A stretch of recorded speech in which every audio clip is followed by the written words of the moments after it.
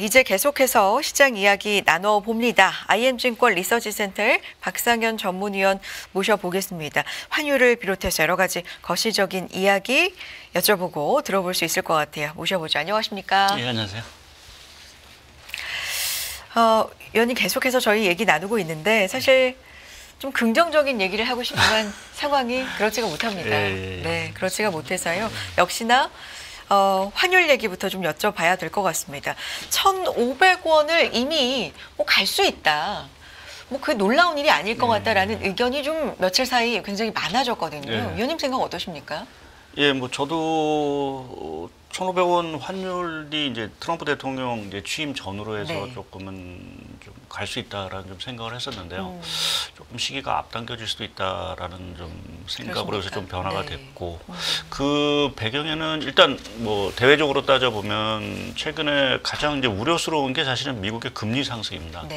아시겠지만 지금 연준이 9월 달부터 이제 금리를 100bp 내렸는데 오히려 미국의 국채 금리는 100bp가 상승을 했으니까 사실은 이제 금리 인하 효과 자체가 전혀 발동이 안 되는 상황이고요. 물론 그건 이제 미국 경기가 너무 좋고 또 물가 자체가 다시 들썩거리는 어떤 그러한 요인 부분들인데, 문제는 여기서 이제 금리가 더 올랐을 경우에 달러는 더 추가적인 강세로 갈 것 같고요.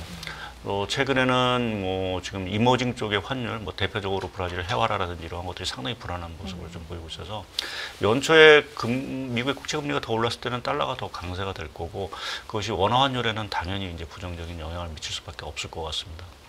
그리고 이제 대내적인 부분, 그러니까 요새 보면은 원화가 이제 스스로 무너지는 듯한 모습을 좀 보이고 있는 것이 잘 아시겠지만 여러 가지 이제 정치적인 어떤 불확실성 문제, 거기에 이제 12월 달 심리 지수를 보게 되면 너무 빠르게 이제 둔화가, 냉각을 하는 이러한 모습을 좀 보이고 있는 상황들이고요. 거기다 이제 수출 경기마저도 1분기에 상당히 이제 역성장까지도 있다라고 보게 되면, 우리나라 1분기 성장률이 또는 4분기 성장률이 이제 역성장이 나올 수도 있다라는 좀 생각을 하고 있습니다. 그러니까 국내 펀더멘탈 자체가 기본적으로 안 좋다라는 것이 원화의 약세 요인인 부분들인 거고요. 또 수급적으로 지금 보게 되면 외국인이 계속해서 많은 돈이 나가는 건 아니지만 꾸준히 나가고 있는 상황들이고, 거기에 이제 소위 이제 서학 게임으로 대변되는 국내 개인 투자 자금들이 탄핵 이후, 계엄 사태 이후 더 해외로 나간다, 수급적으로 더 불안한 모습이어서 이런 것들을 종합해 보게 되면 결국 원달러 환율 자체가 정부의 어떤 개입이 없다라고 하면 쉽게 1,500원까지도 터치할 수 있는 그러한 상황으로 지금 전개되고 있다라고 좀 봐야 될 것 같고요. 다만 이제 저희가 1,500원 하면 너무 좀 이제 공포스러운 어떤 그러한 상황들이 있는데, 그 정도의 지금 상황은 아니다라는 쪽의 말씀은 좀 드리겠습니다. 그러니까 우리가 외환 위기니 이러한 정도로 지금 국내 어떤 상황이 안 좋으냐, 그 정도 상황은 아니다라는, 그건 이제 우리나라 어떤 단기 외채 비율이라든지 또 하나 이제 중요한 게 최근에 우리나라가 갖고 있는 해외 순자산 규모 자체가 1조 달러에 사실은 육박을 하고 있습니다. 그러니까 과거에 비해서 어마어마하게 많은 돈들이 되겠죠. 그래서 충분히 이러한 각종 우리가 얘기하는 단기 유동성 문제라든지 또 이러한 기업들의 어떤 자금 유동성 측면에서는 아직 그렇게 뭔가 우리가 크게 위기로 되는 이러한 부분은 분명히 아니긴 하지만, 여하튼 환율이라는 부분 자체가 이렇게 급속하게 오른다라고 하면 금융시장이라든지 경기에는 당연히 좀 부담은 좀 줄 수 있다라고 좀 봐야 될 것 같습니다. 1,500원까지는 당연히 열어둬야 되는 흐름, 그러니까 그게 좀 앞당겨질 수 있다라는 의견이시지만 외환위기 때와는 상황이 다르다. 그런데 위원님, 여러 가지 수치를 보면 지금 코스피가 6개월 연속 하락이거든요. 근데 이 기록 자체가 우리가 몇 년 만에 처음 이렇게 얘기하는데, 이 기록도 6개월 연속 하락도요, 16년 만에 6개월 연속 하락이고요. 환율 같은 경우도 1,450원 넘긴 것 자체가 금융위기 이후에 이제 2차례 불과하니까 지금 이 상황이 금융위기 때와 다르다고는 하지만 그래도 기록에 남길 만한 이제 위기 상황이다. 그러면 어떻게 되는 거지? 이런 불안감이 좀 있잖아요. 그러니까 이게 저희가 말씀드린 대로 어떤 외환위기 이러한 부분들은 아니지만 최근 뭐 주식시장이라든지 환율 이렇게 좀 불안한 모습을 보이는 거는 그렇죠. 국내 경제가 이제 저성장 리스크 자체에 상당히 이제 노출됐다라는 부분은 저희가 부인할 수는 없을 것 같습니다. 그러니까 뭐 한은도 11월 달에 1.9%를 전망하고 내년도 1.8%, 1%대 전망을 2년 연속 한 경우가 뭐 사실상 처음이었던 상황들이고요.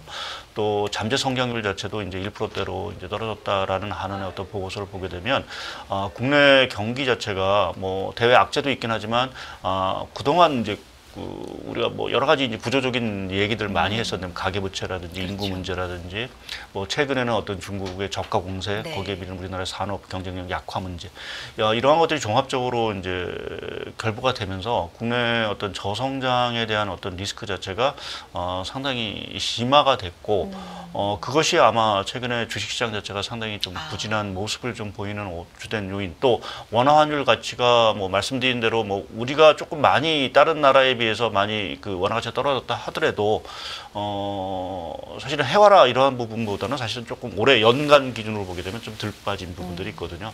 그래서 뭐 이런 것들을 전반적으로 종합해 보면 어딘가 우리나라의 어떤 그 뭘까요 톱니바퀴가 조금 이제 잘 돌아가다가 뭔가 조금 이제 좀 어긋나는 듯한 모습을 좀 보이는 것들이 최근 주식시장 흐름에 사실은 좀 반영이 됐다라고 좀 봐야 될 것 같고 또 이제 가장 중요한 게 우리나라가 이제 뭐 미국은 이제 뭐 AI라든지 이런 신산업 사이클 자체를 가지고 상당히 이제 네. 뭐 하지만 그 부분에 있어서 우리가 뭐 반도체라든지 이러한 쪽이 강국이라고 했지만 네. 실제 수혜 측면에서 보게 되면 사실은 비껴나가고 있는 이러한 부분도 한편에서 보면은 조금 우리나라 증시 자체가 올해 뭐 전 세계 중에 가장 부진했던 기록했던 그러한 것들을 할 수밖에 없었던 이유가 아닌가 좀 보고 있습니다.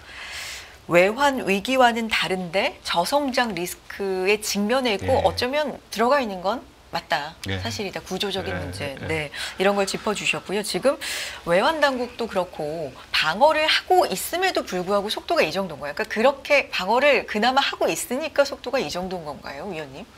예, 뭐 지금 봐서는 그 외환 당국이 어느 정도 속도 조절에 분명히 나서고 그래요. 있는 부분들이 있고요. 근데 사실은 이 그 외환 시장 개입이라는 것이 뭐 어느 나라도 마찬가지지만 이게 추세를 변화시킬 수는 없습니다. 네. 대표적으로 뭐 얼마 전까지 그 뭐 자주 얘기드리지만 헤어라 브라질 헤어라 80억 달러를 외환 시장에 투입을 했거든요. 그러나 전혀 효과가 없고 다만 이제 상승세를 조금 일부 이제 좀 막는 정도의 역할일 뿐이지 이 부분에 있어서 외환시장이라는 개입이라는 자체는 속도 조절, 정말 속도 조절의 어떤 또는 어떤 심리 자체를 다소 누그러뜨리는 정도의 부분이지 이러한 시장 개입을 통해서 추세적으로 전환되기는 분명히 어려운 상황들이고요. 그러니까 원화 환율 자체가 뭐 사실은 추세적으로 다시 이제 하락적으로 돌아서기 위해서는 대내의 여건 자체가 사실은 다 조화가 맞아야 되는 부분들이고요. 뭐 말씀드린 대로 미국의 국채 금리라든지 이러한 것들이 1월 달에 조금 안정세, 그러니까 뭐 물가도 다시 이제 리스크 자체가 줄어들고 트럼프 대통령의 어떤 관세 정책이라는 것이 생각보다는 그렇게 뭐 우리가 너무 우려했다, 조금 그보다는 좀 약하다, 뭐 이러한 시각이 이제 생기게 되면 달러가 약세가 될 거고 그러한 것들을 통해서 원화 환율 자체가 조금 이제 강세 쪽으로 떨어질 수 있는 어떤 그런 환경이 필요한 부분들이고 그리고 가장 중요한 거는 이제 국내 경기죠. 뭐 앞서 이제 저성장에 대한 말씀도 드렸지만 결국 펀더멘탈이 개선이 돼야 사실 뭐 외국인 자금도 다시 들어오고 뭐 수출도 뭐 다시 좋아지고 그러면서 원화가 이제 강세가 될 텐데 지금 그러한 것들을 그 얘기하기가 너무 조금은 이른 감들이 있는 상황들. 대표적으로 지금 1월 제가 이제 1분기에 그 수출 경기 자체가 역성장을 좀 할 수 있다라는 좀 말씀을 좀 드리는 이유 중에 하나가 지금 그 무역협회에서 발표되는 그 수출 산업 경기 전망 지수라는 게 있습니다. 자료 좀 보여주세요. 네. 화면에 요 파란색 차트로 보여드리는 건데요. 이 수출 산업 전망 지수가 1분기 쪽이 이제 100을 하회를 했습니다. 그러니까 네. 100이 기준선인데 100을 하회했다는 건 그만큼 수출 경기 자체가 상당히 이제 꺾였다. 4분기에 비해서 꺾였다라는 부분이고 100을 이제 하회한 경우가 지난 올해죠. 올해 1분기 이후 4분기 만에 처음입니다. 그러니까 수출 경기가 확 좋아졌다가 최근에 좀 빠르게 좀 떨어지고 있는 상황들이고 문제는 사실 그동안 이제 아시겠지만 우리나라 수출을 견인한 게 반도체입니다. 네. 근데 여기 박스 안에 잘 보이실지 잘 모르겠지만 보입니다. 예. 이게 4분기 수출 전망 지수가 135였는데 네. 1분기에 64.4로 반토막이 났습니다. 그러니까 1분기에 그 반도체 수출 자체가 상당히 안 좋을 수 있다라는 어떤 시그널이 이미 나왔고요. 반도체뿐만 아니라 가전, 전기, 전자 제품, 모든 IT 제품의 그 1분기 수출 전망 자체가 상당히 부진하다라는 부분을 보게 되면 1분기 우리나라 수출 경기가 자칫 말씀드린 대로 역성장이 될 가능성이 상당히 있다라고 좀 봐야 될 것 같고요. 이제 그렇게 보면 말씀드린 대로 환율도 안정을 찾기가 그렇게 쉽지 않은 상황들이고 성장률마저도 사실은 상당히 좀 부진한. 그래서 내년도 성장률이 저는 한 1.7%를 말씀을 드리고 있지만 그거보다도 더 악화될 수 있는 가능성이 상당히 좀 커졌다라는 측면에서 보게 되면 1분기가 상당히 조금 국내 경기 측면에서도 상당히 좀 중요한 시점이 되지 않을까 좀 보고 있습니다. 빨간 박스 쳐주신데 지금 네 번째 정말 반도체가 135대에서 64대로 반토막이 났네요. 네. 그나마 수출을 지탱해주고 굉장한 비중을 차지하는 게 반도체인데 이게 이렇게 반토막 수준으로 흔들리다 보니까 뭐 수출을 비롯해서 여러 가지 심리가 흔들리는 게 좀 당연하지 않나라는 생각도 드는데 이게 그러면 1분기까지고 2분기부터의 전망도 있습니까, 위원님? 아니요, 이거는 뭐 분기 발표되는 거라서 이제 3월 말 정도 가서 또 2분기 이제 서베이가 사실 또 나올 거로 보고 있습니다. 그럼 전반적으로 내년을 보실 때 1분기는 대체적으로 좀 어두운 얘기를, 좀 부정적인 얘기를 해주셨는데 그게 바닥일까요? 뭐 심리 면에서도 그렇고 아니면 2분기까지도 좀 이어갈 수 있을까요? 어떻게 보십니까? 저는 좀 바닥으로 보고는 있습니다. 1분기를. 바닥으로 보고는 있긴 한데 이제 거기에는 전제 조건이 하나 필요한 게 이제 트럼프 정책입니다. 트럼프 정책이 말씀드린 대로 이제 시장의 예상에 상회하느냐, 저는 그거보다는 좀 뭐 과거에도 그랬듯이 이제 엄포성으로 이제 그칠 수 있느냐라는 어떤 그러한 상황에 따라서 상황은 좀 많이 변화할 수 있다라고 좀 보고 있고요. 그게 변수군요. 네, 저는 그러니까 그 트럼프 대통령의 관세 정책의 여러 가지 이제 뭐 불법 이민자 추막이라든지 뭐 이러한 정책들 자체가 결국 글로벌 교역뿐만 아니라 사실은 물가에도 사실은 큰 영향을 미칠 수밖에 없는 부분들이고요. 그래서 지금 연준이 이제 물가에 대한 고민이 깊어지고 있는 상황들이고 그러한 어떤 고민 자체가 사실은 조금 이제 덜어져야 다시 이제 금리 인하 사이클을 재개할 수 있는 그러한 상황으로 좀 보고 있어서 결국 그 1월 달은 그 금리 인하 사이클이 결국 잠시 이제 휴지기로 들어갈 건데 결국 3월에 금리를 내릴 수 있느냐 안 내릴 수 있느냐가 상당히 좀 중요할 것 같고요. 만약 3월에 또 금리 인하를 재개한다라고 하면 시장은 그 부분에 대해서는 이제 안도감을 또 보일 거고 그 얘기 자체는 물가 리스크 자체가 상당히 덜어진다. 그러니까 미국의 국채 금리라든지 이런 것들이 하락 추세로 다시 돌아선다라는 측면에서 보면 그것이 아마 그 뭐 미국을 떠나서 나머지 국가의 여러 가지 최근의 불안 요인 자체가 조금은 해소되는, 그래서 바닥 신호가 나오는 역할을 자체를 하지 않을까라는 쪽에 좀 생각을 하고 있고, 또 이제 3월에 여하튼 중국이 그 부양을 할 거로 보고 있습니다. 아무래도 3월 초에 전인대회가 있기 때문에 그 전후로 해서 뭐 시장에 원하는 정도 사이즈의 어떤 경기 부양이 나올지는 미지수이긴 하지만 그래도 중국이 부양에 나설 수 있다라는 부분에서 보게 되면 아무래도 우리가 뭐 과거에 비해서 수혜가 없다 하더라도 뭔가 수혜를 좀 받을 수 있는 부분, 또 국내적으로도 보게 되면 정치 스케줄, 정치 어떤 일정 자체가 3월 정도면 어느 정도 윤곽은 나올 거로 보고 있습니다. 그래서 그러한 것들이 뭐 국내 말씀드린 최근에 어떤 불확실성 자체를 완화시켜 준다면 뭐 외국인 자금이라든지 이러한 것들이 다시 유턴할 수도 있는 그러한 시점이 아마 1분기가 되지 않을까라는 쪽에서 저는 1분기 쪽에서는 조금 바닥을 좀 잡는 신호들이 경기 측면에서도 또 주시장 측면에서도 나오지 않을까 좀 생각을 하고 있습니다. 1분기 가장 좀 어두운 터널을 지날 가능성이 높다라는 건데 금융시장은 이것을 좀 선반영하는 측면이 있잖아요. 1분기가 바닥일 거다, 가장 어두울 거다라고 하면 이걸 선반영은 이제 뭐 한 1월, 2월 뭐 이렇게 좀 해야 되는, 만약에 이론상이면 뭐 그런 가능성은 없어요. 그게 이제 그래서 1월이 상당히 좀 중요할 것 같습니다. 그러니까 제가 말하는 1분기가 바닥이라는 부분 자체는 1월 달에 나타날 리스크 자체가 확산되지 않는다는 어떤 전제를 말씀을 드린 거고, 1월 달에 저희가 그럼 주목할 게 뭐냐? 당장 1월 달에 나오는 이제 미국의 소비자 물가가 되겠죠. 12월에 정말 한번 쇼크를 줬고, 뭐 쇼크 아닌 쇼크를 줬고, 연준은 그것 때문에 이제 매파적으로 사실은 돌아섰기 때문에, 결국 그 1월에 나오는 소비자 물가가 다시 조금 안정을 찾는다라는 어떤 신호가 나온다라고 하면 말씀드린 3월에 금리 인하 가능성이 다시 커질 거고요. 이제 그러한 부분이 국채금리 자체, 미국의 국채금리를 떨어뜨리면서 전반적인 뭐 외환 시장이라든지 뭐 이러한 쪽에 안정을 뭐 찾아줄 수 있는 부분들이 있고, 또 한 가지는 이제 아무래도 1월달에 트럼프 대통령이 취임을 하면서 나올 여러 가지 이제 정책들, 뭐 이제 그때부터는 이제 트럼프 대통령의 여러 가지 이제 발언이라든지 뭐 예를 들어서 뭐 SNS 메시지 뭐 이런 것들이 상당히 이제 좀 화제가 될 텐데. 그때부터는 직접적인 영향이니까요. 네, 그러니까 그때 이제 나오는 정책들 자체가 과연 우리가 생각했던 정책 정도의 것인지 아니면 그걸 상회할 건지 하회할 건지 뭐 이러한 부분 자체가 결국은 고비가 될 수 있는 부분들이 있어서 말씀드리는데 저는 1월 달에 그러한 것들이 조금 이제 리스크가 완화되지 않을까라는 좀 이제 긍정적인 생각을 갖고 있어서 이제 바닥을 이제 1분기로 좀 생각을 하고 있고요. 근데 최근에 또 하나 이제 조금 이제 저희가 트럼프 대통령이 들어서면 이제 지정학적 리스크 자체가 대부분 이제 완화될 거다라고 이제 일반적으로 생각을 했는데 전쟁을 끝낸다고 하니까. 이제 불안한 거는 자꾸만 이제 이러한 공습설이 이제 핵시설 공습설이 자꾸만 나오고 있는 것도 사실은 좀 불안한 부분들이 있습니다. 그러니까 선제적으로 이제 이러한 핵시설을 뭐 공격할 수도 있다라는, 물론 이제 트럼프 대통령이 과거 일기 때 보게 되면 사실은 이제 어떤 군사적인 행동을 한 번도 해본 적이 없어서 사실은 지금 나오는 그러한 것들이 실제 실행에 옮길지는 좀 이것도 사실은 어떠한 그 구두성으로 이제 그칠 건지 실행에 옮길 건지 뭐 이러한 것들도 하나의 조금 변수가 되지 않을까. 그래서 취임 전후로 해서 여러 가지 측면에서 조금 그러한 변수들 자체가 증폭이 될 건지 완화가 될 건지에 따라서 1분기의 어떤 바닥 신호 자체가 결국 저희가 확인하고 말씀하신 그렇게 되면 이제 주가가 선반영되는 어떤 그런 흐름들이 1월을 이제 좀 넘으면서 좀 나올 수도 있지 않겠냐 좀 생각을 하고 있습니다. 1월에 확인해 봐야 될 분위기가 좀 많네요. 예. 네, 1월이 상당히 중요할 것 같다.